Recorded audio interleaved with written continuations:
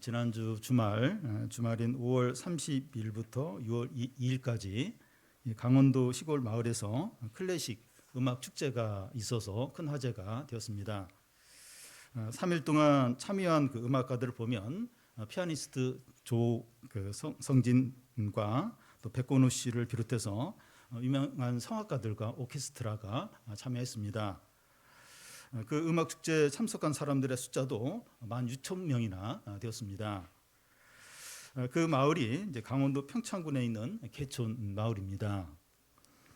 어떻게 시골 마을에서 이런 큰 클래식 음악 축제가 있을 수 있었는가 하면 2009년 그 개촌 초등학교가 이제 폐교 위기에 놓이자 이 마을 사람들과 군 관계자들이 이 초등학교가 폐교 안 되도록 오케스트라를 이제 이렇게 구성을 이제 한 겁니다. 이런 사실이 알려지면서 그 한예종 학생들이 정기적으로 와서 학생들을 지도해주고 또 현대자동차에서 재정적인 지원을 이제 한 겁니다. 그러다가 2015년부터 금년까지 10년 동안 매해마다 개촌 클래식 음악 축제가 이제 계속 이제 된 겁니다. 이 개촌마을 사람들은 뭐 클래식에 대해서 잘 모르지만 유명한 음악가들이 방문하고 또 많은 사람들이 찾아오는 것을 보면서 큰 자부심을 갖게 되고 지역 경제도 살아나고 이 마을 그 인구 숫자도 더 이렇게 늘어났습니다. 이 개촌마을 사람들에게 이 클래식 음악 축제는 그들에게 이 선물로 주어진 너무나 큰 은혜라고 할 수 있습니다.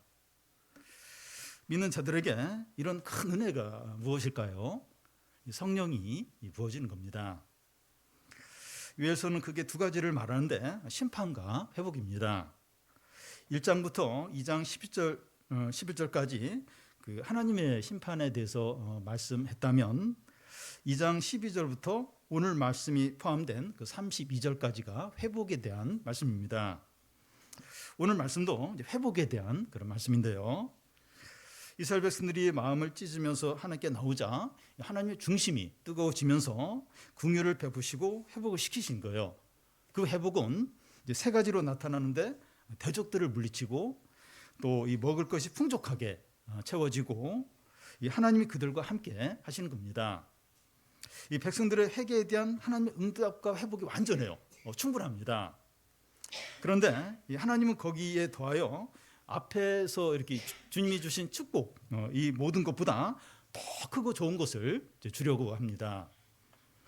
그것은 이제 각 사람에게 이제 성령이 부어지는 거예요. 성령이 아낌없이 부어지는 것은 이 사람이 받을 수 있는 가장 크고 귀하고 이제 좋은 겁니다. 우리는 이제 이런 축복을 사도행전 초반부에서 볼 수 있어요. 예수께서 자기에 대하여 말씀하신 대로 십자가에 죽으시고 3일 만에 부활하셨습니다. 예수님은 하늘에 승천하시기 전에 제자들에게 성령이 부어지기까지 기도하면서 기다리라고 하셨습니다. 오순절날 다락방에 모여 기도하던 이 120명의 제자들에게 불의 혀 모양으로 성령이 임합니다. 새로운 시대가 열린 거죠. 이제 예수를 믿고 그의 이름을 부르는 자들에게는 누구에게나 성령을 부어주십니다. 우리는 이런 시대에 살고 있고 오늘 우리에게 성령을 부어주십니다. 이 시간 성령을 간절히 구해서 성령 충만을 누리시기를 바랍니다. 구약시대에 하나님이 사람들에게 이제 성령을 부어주실 때 특별한 임무를 가진 일부 사람들에게만 일시적으로 성령이 주어졌습니다.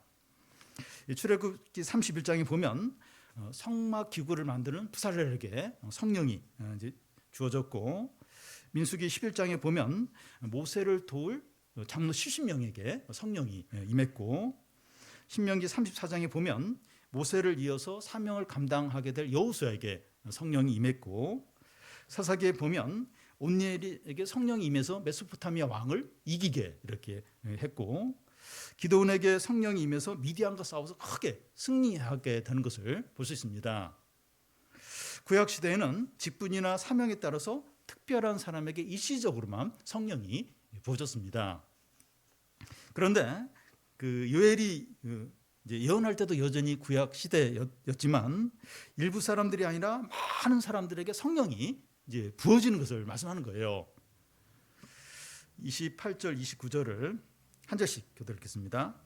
그 후에 내가 내 영을 만민에게 부어주리니 너희 자녀들이 장래일을 말할 것이며 너희 늙은이는 꿈을 꾸며 너희 젊은이는 이상을 볼 것이며.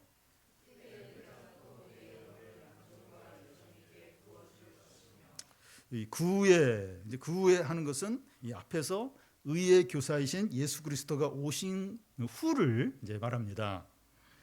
예수 그리스도가 오신 후에 성령이 임하시는 겁니다. 신약적인 의미에서도 그 예수께서 사람들의 죄를 위해서 죽으시고 이 죄 문제를 해결하신 후에 사람들에게 성령이 임하셨습니다. 구약 시대에 성령이 충분하고 보편적으로 임하지 못했던 이유는 예수 그리스도를 통해서 사람들의 죄 문제가 해결되지 않았기 때문입니다. 그런데 예수님이 오신 후에 성령이 보편적으로 넘치도록 이제 임하시는 거죠. 그런데 이 성령이 어떻게 임합니까? 내가 내 영을 만민에게 부어주리니. 성령을 부어주시겠다는 거예요. 우리는 이 성령에 대한 이런 표현을 보면서 오해를 이제 할 수 있는데요. 이 성령을 물이나 음료수 같이 물질적인 것으로 생각할 수 있습니다. 성령을 부어주신다. 성령을 물이나 음료수 이런 걸로 이제 이렇게 생각을 이제 할 수 있는 거죠. 또 삼손의 경우에 보면 성령이 임할 때 사자를 막 찢어 죽이는 큰 능력이 나타나요. 그래서 성령을 엄청난 에너지로 이제 생각을 할 수 있습니다. 그런데 성령은 물질이나 에너지가 아니라 성부 하나님, 성자 하나님, 성령 하나님 세 분 중에 한 분이시고 인격적인 분이십니다. 성령은 능력과 신성과 영광이 있어서 성부 하나님이나 성자 하나님과 차이가 없어요. 이렇게 성령 하나님은 항상 세 번째로 하니까 성령 하나님은 좀 능력이나 신성에서 이 성부 하나님이나 이 성자 하나님에 비해서 좀 뒤떨어지는 거 그게 아니에요. 이 영광과 신성과 능력에서 똑같아요. 이 성령 하나님도 똑같이 똑같습니다. 그런데 여기서 성령을 부어주시겠다고 표현하는 이유는 성령을 풍성하고 충만하게 주시겠다는 그런 이제 표현인 거죠. 성령은 그 인격적인 하나님이시기 때문에 그 성령이 부어진다는 것은 성령이 그의 인격과 마음과 영혼과 삶을 온전히 지배하는 것을 말합니다. 성령을 부어주신다. 성령 인격적인 하나님이세요. 그래서 성령 임한 사람의 인격과 마음과 영혼과 삶을 온전하게 성령 하나님이 지배하는 것을 이제 말합니다. 그럴 때 사람이 완전히 변하고 새 사람이 됩니다. 하나님의 능력과 지혜와 영광과 기쁨으로 가득하게 되죠. 그렇지 않겠습니까? 성령이 부어져요. 그 사람의 인격과 마음과 삶을 이 성령 하나님이 다 지배를 해요. 새 사람이 되지 않을 수가 없죠. 하나님의 지혜와 능력과 영광을 풍성하게 이제 누리게 이제 되는 거죠. 그런데 누구에게 그렇게 이제 임한다고 합니까? 일부 사람들이 아니라 이 만민입니다. 만민입니다. 여기서 만민이란 그 히브리어 원뜻이 모든 육체라는 이제 그런 뜻인데요. 그런데 그 창세기 6장 3절에 보면 참 이렇게 납득하기 어려운 그런 말씀이 이제 나오는데요. 여호와께서 이르시되 나의 영이 영원히 사람과 함께 하지 아니하리니 이는 그들이 육신, 다시 말해서 육체가 되기 때문이라고 합니다. 이 하나님의 영이 그 사람들과 영원히 함께 하지 않겠다고 이 하나님이 선언을 해버립니다. 그 당시 이제 무슨 일이 있었는가 하면 이 하나님의 그 아들들이 불경건한 사람들의 딸들의 아름다움을 보고 결혼해서 이게 그냥 이 순수한 하나님의 아들들이 이게 이제 없어지는 거예요. 이게 합쳐져 버리고 이 사람의 죄악이 세상에 가득하고 마음으로 생각하는 모든 계획이 항상 악하기 때문입니다. 이 말씀을 하시면서 이 하나님의 신이 하나님의 영이 더 이상 이 육체들에 영원히 거하지 않겠다고 우리 선언을 이제 하셨습니다. 그런데 이 하나님께서 예수 그리스도의 속죄를 통해서 이 선언을 바꾸시는 겁니다. 특히 요엘서에서 이 선언을 바꾸는 거예요. 이제는 모든 육체에게 성령을 부어 주시겠다는 겁니다. 여기서 모든 육체는 온 인류를 말하는 것이 아니라 예수님을 믿는 모든 사람을 가르칩니다. 뭐 누구든지 막 예수 믿든지 안 믿든지 막 성령을 부어주겠다는 것이 아니라 예수님을 믿는 모든 사람에게 성령을 부어주겠다는 겁니다. 그리고 이제 육체라고 하는 것은 보통 육체라고 이제 이야기할 때 연약함과 번제를 의미하는데, 연약하고 죄짓기 쉬운 모든 사람에게 성령이 풍성하고 충만하게 임한다는 거예요. 구약에서처럼 특별한 일을 하는 일부 사람이 아니라 모든 연약하고 평범하고 넘어지기 쉬운 사람들에게 임하는 겁니다. 오늘 우리들이죠. 우리 다 연약해요. 우리 다 죄도 쉽게 지고 넘어지고 유혹에 빠지고 그런 연약한 육체를 가진 연약한 우리에게도 이제 성령이 부어지는 겁니다. 여기서 모든 사람은 그 28절에 보면 너희 자녀들, 늙은이들, 젊은이들을 말하고 29절에는 남종과 여종이 나옵니다. 여기서 남종과 여종은 그 이스라엘에 속한 이방인 종들을 가리킵니다. 그러니까 이스라엘 사회에서 가장 낮은 신분이 그 이방인 종들이죠. 그런데 이방인 종들에게까지 특히 뭐 여종은 더 이제 신분이 제일 낮은데 그 여종들에게까지 성령이 부어진다는 겁니다. 이것이 보여주는 것은 그 성령이 모든 계층과 나이와 성별과 신분에 매이지 않고 임한다는 거죠. 외적인 조건 때문에 그 성령을 받지 못할 사람이 아무도 없다는 겁니다. 세상에서는 그 외적인 조건에 따라서 제한이 있어요. 이 차별이 있습니다. 예를 들어 우리는 이제 병원 치료를 이제 받으면 의료보험 혜택을 받아서 돈이 이제 금액이 이제 확 낮아지죠. 근데 우리 사회에 이제 불법 체류자들이 있는데 이분들은 아파도 막 병들고 막 그래도 병원에 못 가요. 왜냐하면 의료보험 혜택이 없으니까 이 병원비가 엄청나게 나오니까 아파도 그냥 참고 못 가는 경우가 많습니다. 이런 식으로 세상은 외적인 조건에 따라 차별이 있어요. 불이익이 있고 제한을 받는 게 너무나도 많습니다. 그런데 가장 귀한 성령은 외적인 조건 때문에 받지 못할 사람이 아무도 없다는 거예요. 불법 체류자를 할지라도 이 성령을 받는 데는 아무 제한이 없다는 거죠. 무엇보다도 이 마음을 찢고 예수 이름을 부르며 나오는 자들에게 성령이 풍성하고 충만하게 임합니다. 중직자이거나 신앙이 좋은 일부 사람들이 아니에요. 뭐 사역자나 또 일부 신앙이 아주 좋은 그 일부 사람들에게만 해당되는 게 아닙니다. 남자이거나 여자이거나 젊거나 나이가 많거나 상관없이 모든 사람, 믿는 모든 사람에게 성령이 주어집니다. 여러분, 이 성령이 이렇게 임하면 좋은 겁니까? 왜 이것을 묻는가 하면 우리는 이 성령님이 임하는 것에 대해서 기대와 이 간절함이 너무 부족하기 때문입니다. 성령이 임하는 게 좋은가? 성령이 임하는 게 어떤 기대 이런 게 너무 이제 부족하죠. 경제적으로 어려워지거나 건강이 나빠지거나 자녀의 성적이 떨어지거나 이 사람들로부터 관심을 받지 못하면 뭔가 부족함을 강하게 느끼고 채우려고 하는데 이 성령에 대해서는 그렇지 않다는 거예요. 나에게 성령이 없고 성령이 메말라가고 그런 거에 대해서는 뭐 굉장히 막 부족함을 느끼고 채워야 되는데 회복해야 되는데 이런 간절함이 이제 적다는 겁니다. 성령에 대해서 너무 무지하고 소홀히 여기기 이제 때문입니다. 그런데 그 성령이 사람에게 임하면 어떤 일이 일어납니까? 28절을 다시 보면 너희 자녀들이 장래일을 말할 것이며 너희 늙은이들은 꿈을 꾸며 너희 젊은이들은 이상을 볼 것이라고 합니다. 이 장래일을 말한다고 하는 것은 그 예언을 하는 것을 말하는데 여기서 예언은 미래를 예측하고 뭐 알아맞추는 어떤 이런 것이 아니라 하나님의 말씀을 깨달아 가르치고 증거할 수 있는 것을 말합니다.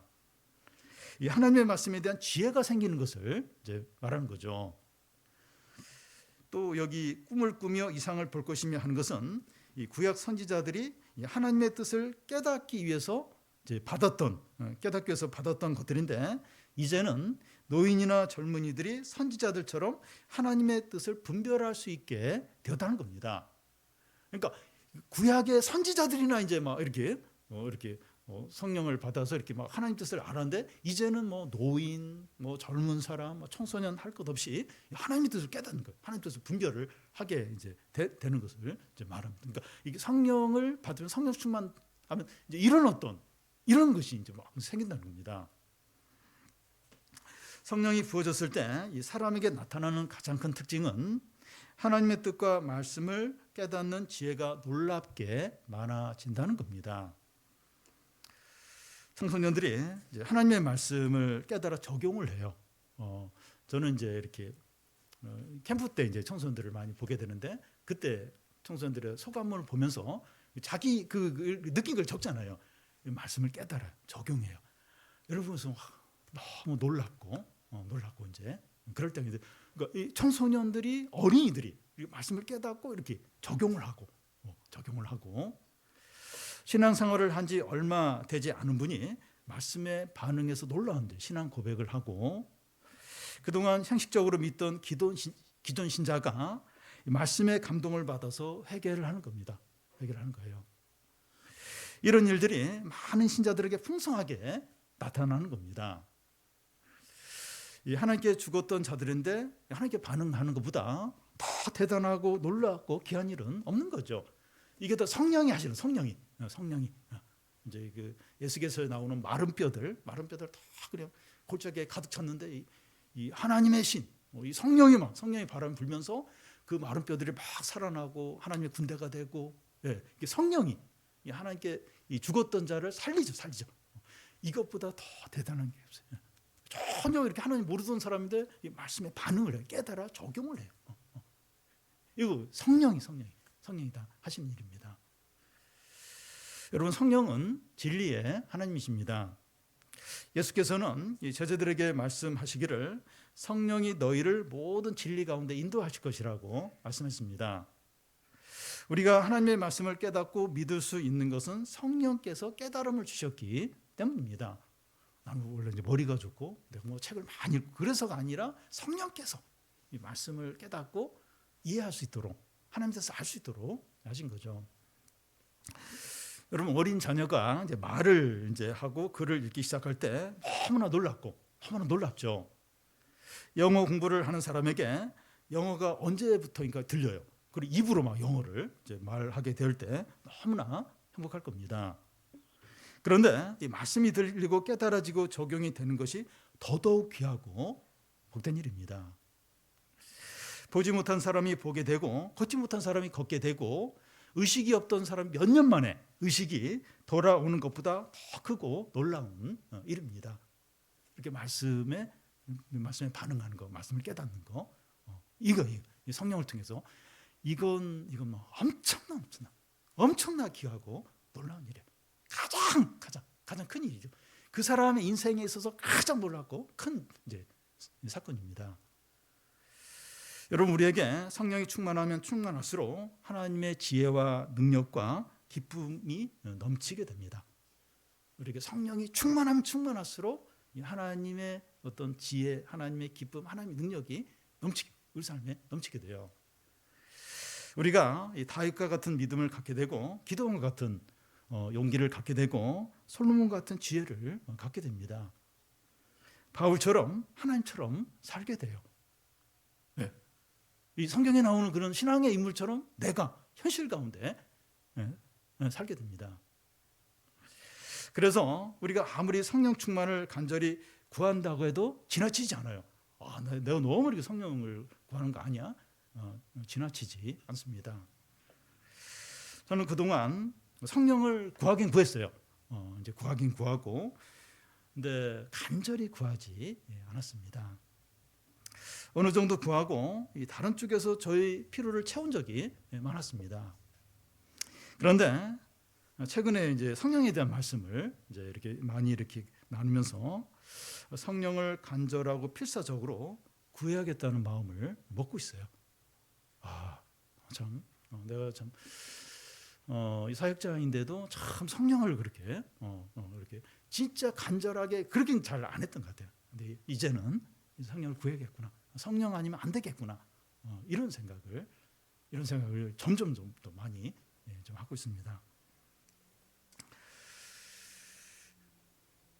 내가 성령 충만할 때 얼마나 풍성하고 능력 있고 지혜롭고 영광스럽고 기쁠 수 있을까 맛보고 누리고 싶어집니다.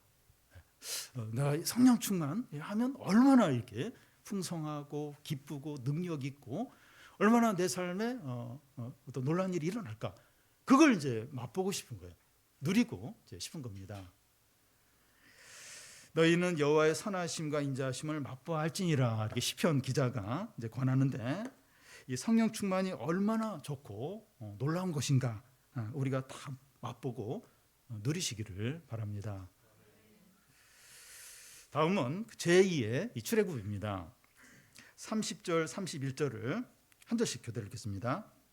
내가 이적을 하늘과 땅에 베풀리니 곧 피와 불과 연기 기둥이라.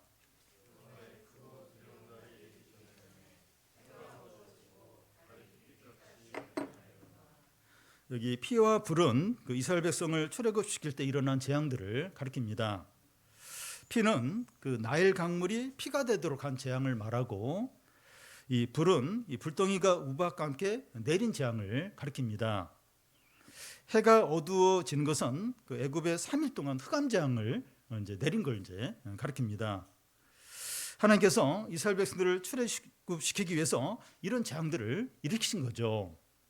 그런데 이 성령을 만민에게 부어주는 그때 출애굽 이적들이 다시 일어난다는 겁니다. 성령을 통해서 제2의 출애굽을 일으키시겠다는 거예요. 그런데 제2의 출애굽은 애굽의 속박으로부터가 아니라 사단과 재종된 상태에서 구원하는 겁니다. 우리는 사도행전 초반부에서 그 예수님께서 십자가에서 속죄 제사를 드리시고 부활하심으로 구원 사역을 완전하게 이루신 것을 볼 수 있습니다. 이제 제자들은 세상에 나가서 예수 그리스도의 십자가 부활을 전하면 될 것 같아요. 그런데 주님은 제자들에게 약속하신 성령을 기다리라고 하십니다. 왜 그렇습니까? 성령의 역할 때문입니다. 성령은 예수 그리스도의 십자가 복음을 사람들에게 적용을 시켜요. 그러니까 새 하나님이 하는 역할이 좀 다른데, 성부 하나님은 모든 구원 계획을 이렇게 세우시고 주관하십니다. 근데 예수 그리스도는 그 계획을 실제로 이루시죠. 본인이 이렇게 고난당하시고 십자가에 죽으시고, 성령 하나님이 하시는 일이 하나님이 계획하시고 예수 그리스도가 이루신 그 구원 사역을 사람들에게 적용시키는, 구원이 실제로 임하도록 그 일을 이제 성령이 이제 하십니다. 성령이 임해야 사람들이 구원받을 수 있습니다. 그 요엘서에서나 사도행전에서 하나님께서 그의 백성들에게 진정으로 주기 원하시는 거, 그게 뭔가 하면 성령이에요. 성령입니다. 성령이 오셔야만 제2의 출애굽이 일어날 수 있기 때문이죠. 출애굽 때의 놀라운 기적과 능력과 영광이 나타나기 때문입니다. 이게 사람들에게, 우리에게뿐만 아니라 또 이렇게 믿지 않는 사람들에게 우리 사회에 진짜 필요한 게 제2의 출애굽입니다. 하나님의 능력과 기적과 영광과 하나님의 놀라운 또 구원. 그러니까 이렇게 사람이 뭘 하고 무슨 프로그램을 하고 이렇게 이런 걸로는 그 사람이 안 바뀌어요. 진짜 사람이 진정으로 안 바뀝니다. 이 세상이 안 바뀌어 변화. 이 제2의 출애굽, 하나님의 큰 구원과 능력과 기적과 영광과 이런 일이 일어나야 그 사람이 이렇게 새 사람이 되고 이 사회에 어떤 그 영향력, 어떤 변화들이 이제 올 수 있는 거죠. 우리가 얽매였던 모든 죄와 불신앙과 욕심과 악한 습관에서 해방이 되고 부흥이 일어나는 겁니다. 성령이 임하고 죄의 출애굽이 임하면서 이런 모든 얽매였던 죄에서 진정으로 해방이 되죠. 우리가 진정으로 변화되고 새 사람이 됩니다. 우리가 성령 충만할 때 우리 각자가 있는 그 자리에서 모세처럼, 다윗처럼, 바울처럼, 예수님처럼 사는 겁니다. 어떻게 이렇게 이 세상 가운데서 예수님처럼 믿음으로 사는 게 가능합니까? 실제로는 너무 무기력한 거예요. 자신감이 눌려있는 겁니다. 근데 어떻게 이 세상 가운데서 예수님처럼 또 바울처럼 사는 게 가능합니까? 성령이 임하고 어떤 제2의 출애굽의 어떤 능력들이 나타날 때 우리가 있는 그 자리에서 그렇게 믿음으로 살 수 있는 게 이제 가능한 거죠. 이 거룩하고 존귀하고 능력 있고 영광스러운 삶을 이 땅 가운데서 지금 이런 분위기 가운데서 이제 살 수 있는 겁니다.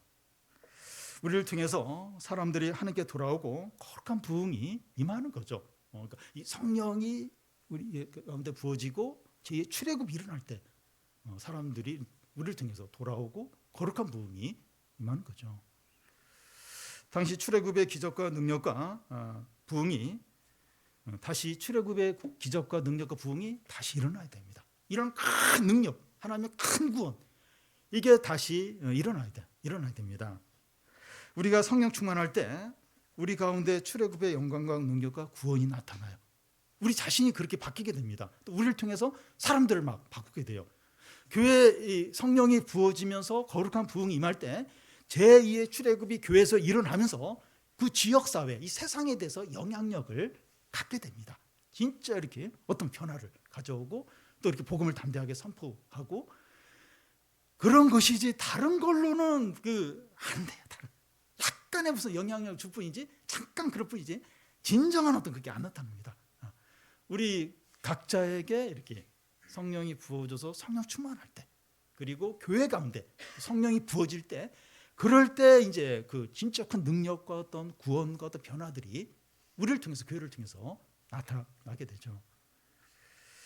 그럴 때 우리가 이 세상과 죄와 사단을 이길 뿐만 아니라 질병과 경제 문제와 또 모든 어려움을 감당을 하게 됩니다.